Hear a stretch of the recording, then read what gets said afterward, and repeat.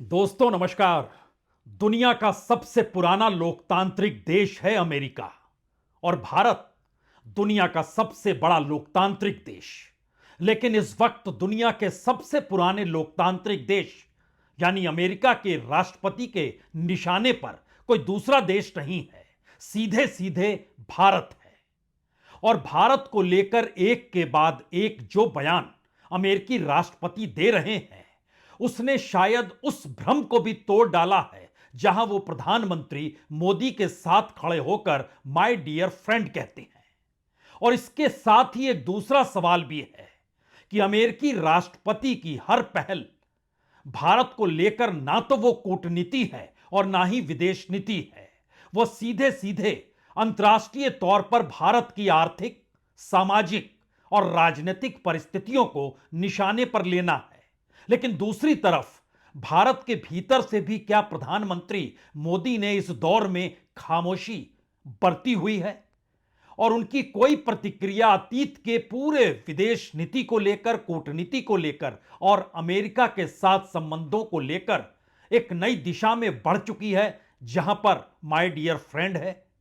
यह सवाल आज की तारीख में इसलिए बड़ा है क्योंकि राष्ट्रपति पद की शपथ लेने के दिन से लेकर आज तक लगभग 17 मौके ऐसे आए जब भारत के टैरिफ को लेकर, भारत द्वारा लगाए गए टैरिफ को लेकर, भारत में दिए जा रहे फंड को लेकर, उस फंड के आश्रय करप्शन को लेकर, उस फंड के आश्रय भारत के इलेक्टोरल प्रोसेस को लेकर, उस इलेक्टोरल प्रोसेस के भीतर भारत में वोटरों की तादाद बढ़े, ईवीएम मशीन पर वोटिंग होती है उसे लेकर। और होते होते बात यहां तक पहुंच गई कि प्रधानमंत्री मोदी सबसे बेहतरीन दोस्त तो हैं, लेकिन उसके साथ ही जिस तर्ज पर निशाने पर ट्रंप ने लिया वो संकेत बहुत साफ है कि जिस तरीके से खुद को अमेरिका सुपर पावर मांगते आया है वह सुपर पावर अब खुद को एक नए सुपर पावर के तौर पर या तो स्थापित करना चाहता है या फिर बतौर सुपर पावर उसने दुनिया में जो भी मदद की अब वो उससे हाथ पीछे खींच रहा है और निशाने पर भारत को इस तर्ज पर लिया जा रहा है जैसे ऐसा लग रहा है कि भारत ने अमेरिका को इससे पहले जमकर ठगा है। अंतर्राष्ट्रीय कूटनीति में वैसे शब्दों का इस्तेमाल होता नहीं है जिन शब्दों का इस्तेमाल लगातार भारत को लेकर डोनाल्ड ट्रंप कर रहे हैं। और आज भी उन्होंने 18 मिलियन डॉलर को लेकर जिन बातों का जिक्र किया, उससे पहले 21 मिलियन डॉलर को लेकर जिन बातों का जिक्र किया, उससे पहले भारत के चुनाव की परिस्थितियों में बाइडेन सरकार किस तरीके से सत्ता बदलना चाहती थी उसको लेकर जिक्र किया, और उसके बाद सीधे सीधे रकम प्रधानमंत्री मोदी को दी गई इस बात का जिक्र किया। और फिर भारत की पूरी चुनावी परिस्थिति में ईवीएम मशीन को लेकर दुनिया के विश्व बाजार में ईवीएम की साख कुछ होती नहीं है, और यह बात उन्होंने अपने मित्र करीबी मंत्रालय में शामिल जो एलन मस्क के जरिए करवाई और कहा कि देखिए मैंने उनसे जानकारी ली है। यानी भारत की अपनी राजनीतिक साख और घरेलू राजनीति के भीतर एक हड़कंप सा मच तो गया है। लेकिन सवाल है यह सब क्यों हो रहा है, और सवाल यह है कि अंतर्राष्ट्रीय तौर पर अमेरिका ने अब अपनी कूटनीति की पूरी लकीर को बदल दिया है। इन तमाम परिस्थितियों में क्या वाकई यह एक कूटनीतिक सौदेबाजी की दिशा में बढ़ते हुए डोनाल्ड ट्रंप के कदम है जो वो भारत से चाहते हैं, और उन्हें लग रहा है कि इस तरीके से भारत पर दबाव बनाकर वो अपने अनुकूल परिस्थितियों को खड़ा कर लेंगे, या फिर उन्हें इस बात का डर है कि अंतर्राष्ट्रीय तौर पर जो संगठन भारत ने अपनी पहल से ब्रिक्स को खड़ा किया और उसमें शामिल रूस और चीन और ईरान, ब्राजील, साउथ अफ्रीका, इसके जरिए एक नए पावर फ्रंट जो क्रिएट हो रहा है दुनिया में एक नई विश्व व्यवस्था के साथ, जहां पर अमेरिका को चुनौती देने के लिए ब्रिक्स खड़ा हो रहा है, तो उन्होंने ब्रिक्स को भी डेड करार दिया और सीधे सीधे कहा अगर यह देश नहीं संभले, और उसमें खास तौर से भारत का भी जिक्र यह कहकर किया गया आपको पांव पीछे खींचने होंगे। अन्यथा एक बार कहा गया 100%, फिर कहा गया 150%। इतना टैरिफ आप पर लगा देंगे कि आप बाजार में टिक नहीं पाएंगे। ये सारे संकेत किस दिशा में ले जाते हैं, हमें लगता है आज इनकी उन परिस्थितियों को खोलने की जरूरत है जिससे आप समझ पाएं कि अंतर्राष्ट्रीय तौर पर मौजूदा वक्त में अमेरिका क्या चाहता है, कहां पर खड़ा है और भारत के सामने सबसे बड़ी मुश्किल क्या है। और कहीं प्रधानमंत्री मोदी के साथ यारी करते करते ट्रंप ने प्रधानमंत्री मोदी को ही फंसा तो नहीं दिया है। $18 million for helping India with its elections. Why the hell? Why don't we just go to all paper ballots? Let them help us with their elections, right? Voter ID. Wouldn't that be nice? We're giving money to India for elections. They don't need money. They take advantage of us pretty good. One of the highest tariff nations in the world. We try and sell something, they have a 200% tariff, and then we're giving them a lot of money to help them with their election. And $21 million going to my friend, Prime Minister Modi in India, for voter turnout. We're giving $21 million for voter turnout in India. What about us? I want voter turnout too, Governor. And $21 million for voter turnout in India. Why are we caring about India turnout? We got enough problems. We want our own turnout, don't we? Can you imagine all that money going to India? I wonder what they think when they get it. Now, it's a kickback scheme. You know, it's not like they get it and they spend. They kick it back to the people that send it, I would say, in many cases. Many of these cases, anytime you have no idea what we're talking about, that means there's a kickback because nobody has any idea. And $21 million for voter turnout in India. What do we need to spend $21 million for voter turnout in India? Wow, $21 million. I guess they were trying to get somebody else elected. Wow, we ought to tell the Indian government, because when we hear that Russia spent about $2 in our country, it was a big deal, right?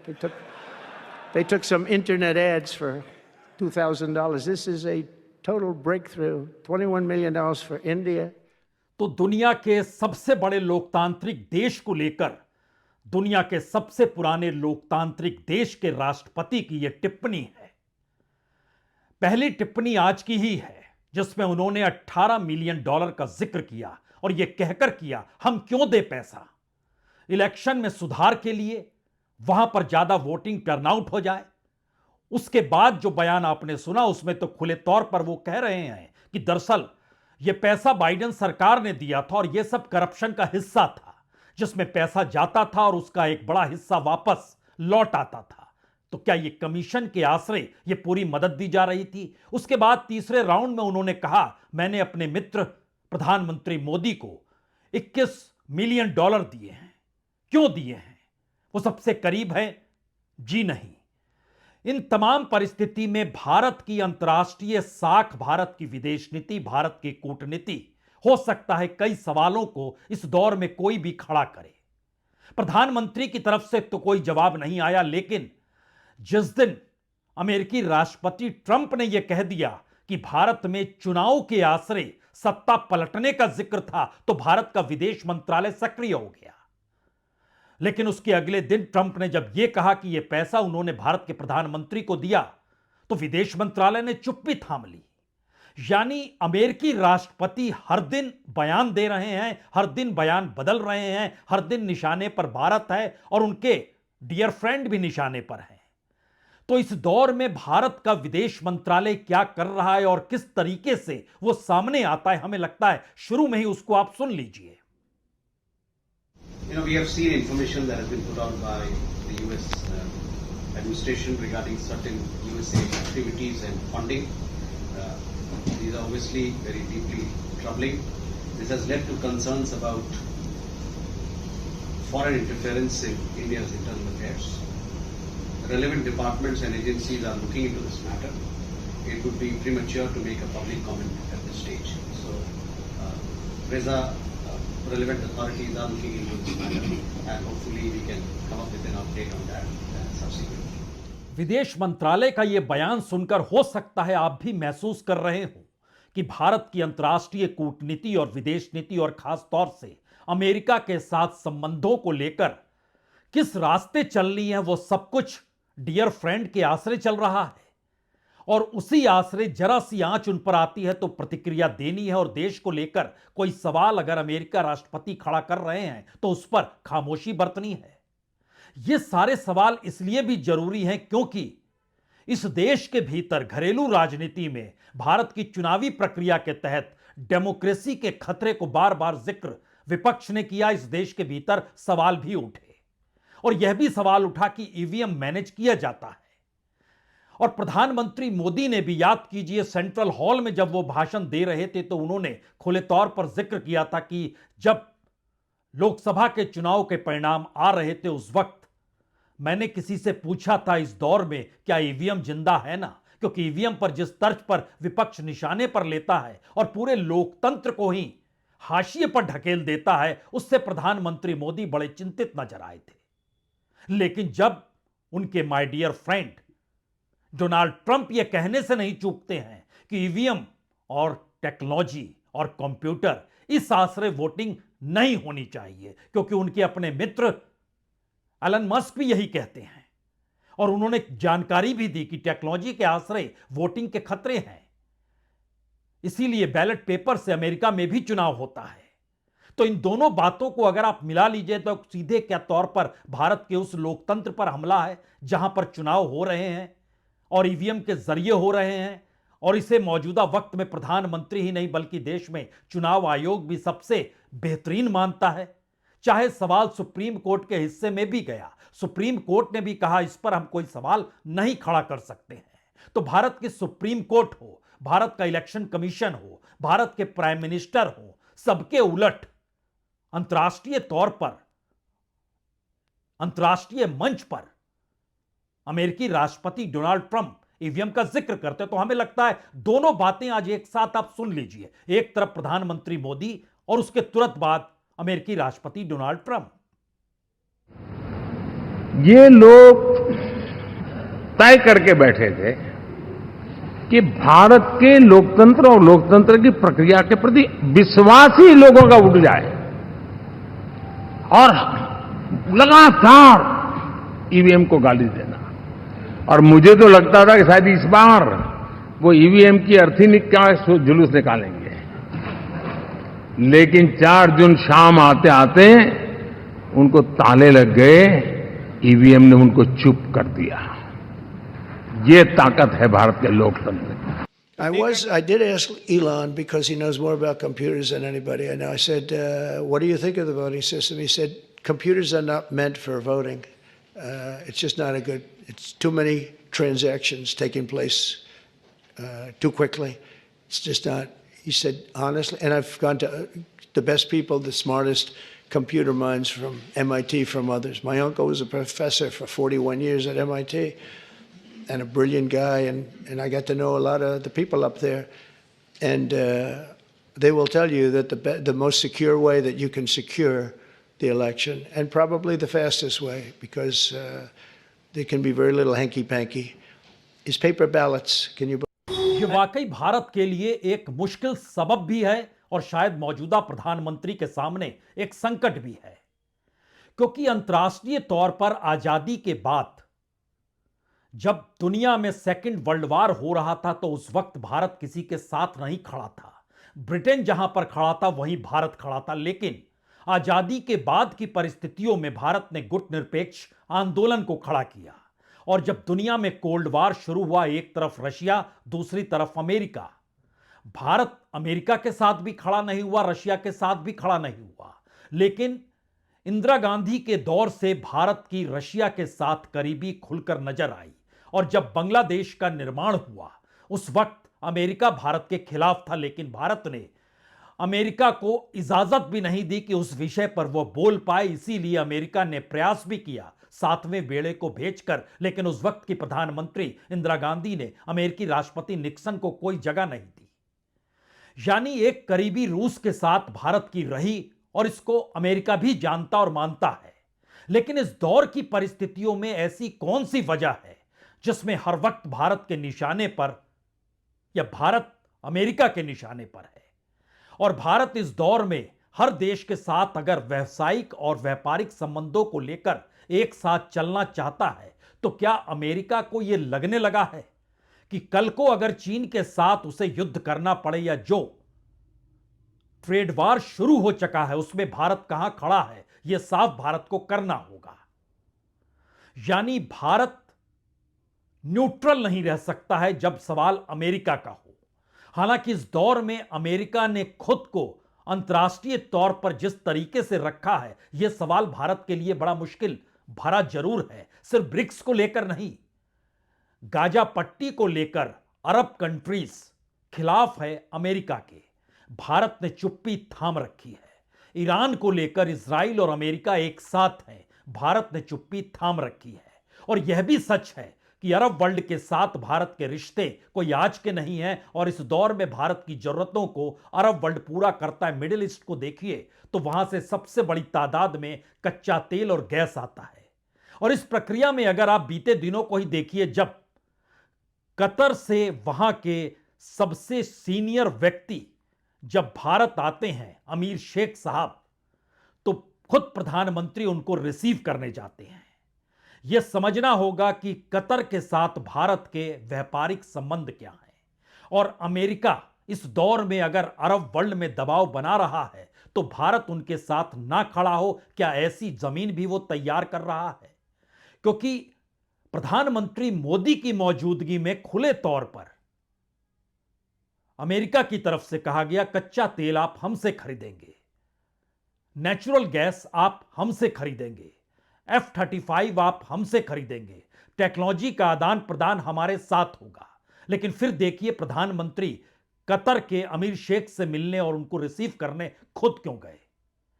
Qatar Bharat को natural gas यानी LNG भी देता है, LPG भी देता है, chemical भी देता है, पेट्रोकेमिकल भी देता है, उर्वरक भी देता है, प्लास्टिक भी देता है, एल्युमिनियम भी देता है। और याद कीजिए एक वक्त जब भारत के 8 जासूस कतर में पकड़ में आए थे तो वहां के कानून के मुताबिक सभी को सजा होनी थी, लेकिन प्रधानमंत्री की कूटनीति के बाद और व्यापारिक संबंधों को प्रगाढ़ करने के बाद उन्हें सजा नहीं मिली और वो वापस देश लौट आए। उस वक्त भारत और कतर के बीच 78 अरब डॉलर, 78 बिलियन डॉलर का LNG जो प्राकृतिक गैस होती है उसको लेकर समझौते पर हस्ताक्षर भी हुए थे। और इस दौर में अमेरिका कह रहा है प्राकृतिक गैस आप हमसे खरीदिए।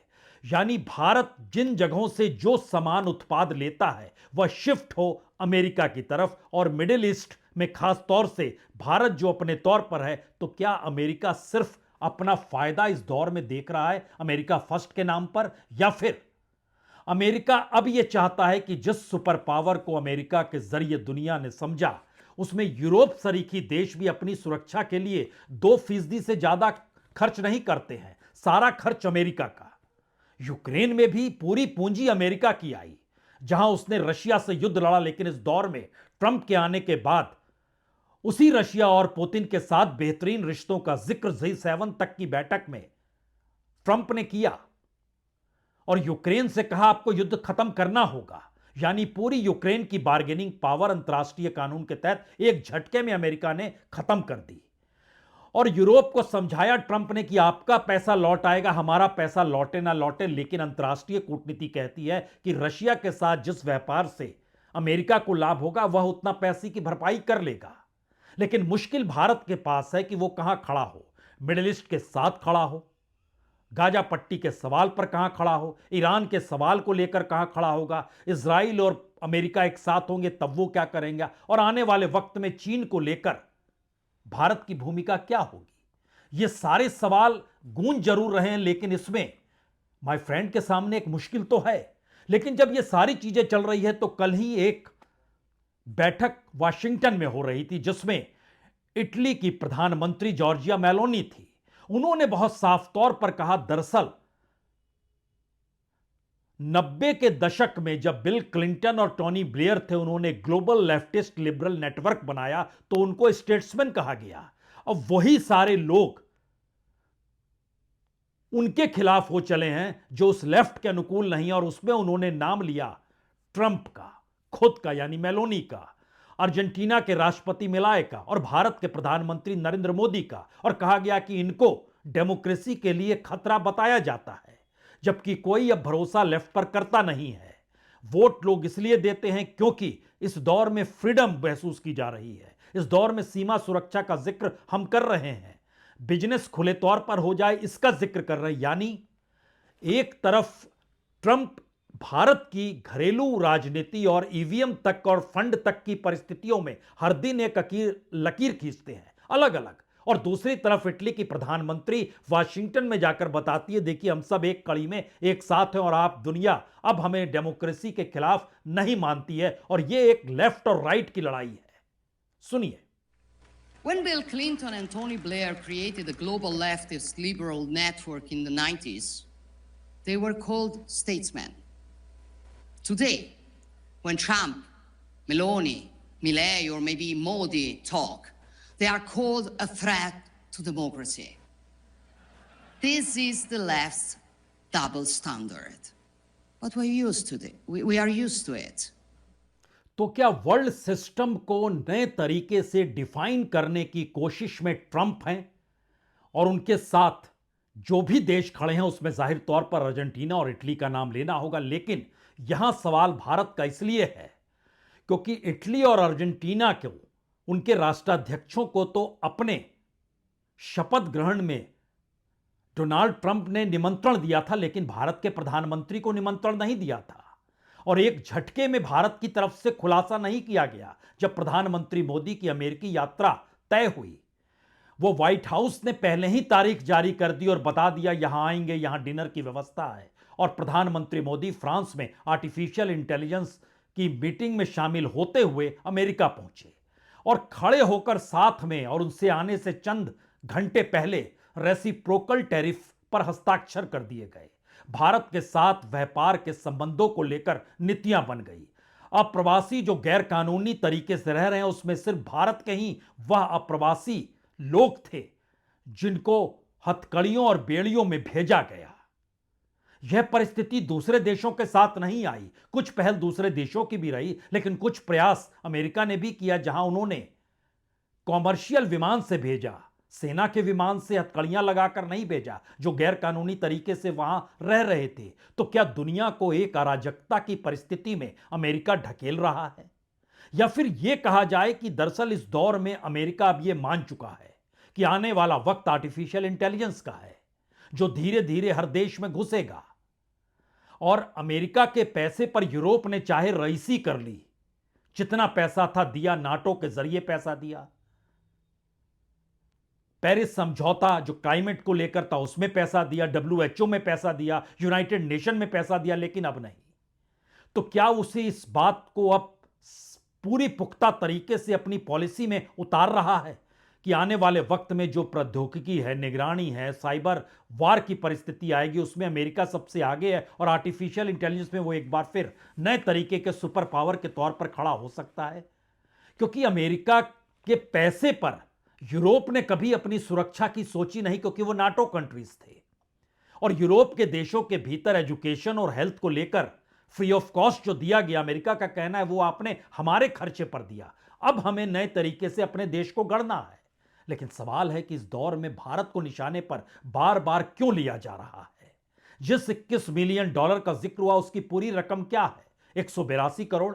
भारत में डेमोक्रेसी के तहत इस देश के पॉलिटिशियंस एक चुनाव में कितना खर्च कर देते हैं, अगर आप एवरेज निकालिएगा तो हो सकता है वह कई उम्मीदवारों के आश्रय 182 करोड़ भी पार कर जाए। यह सच है, यह रिपोर्ट है। बावजूद इसके भारत अगर निशाने पर है तो इसका मतलब बहुत साफ है।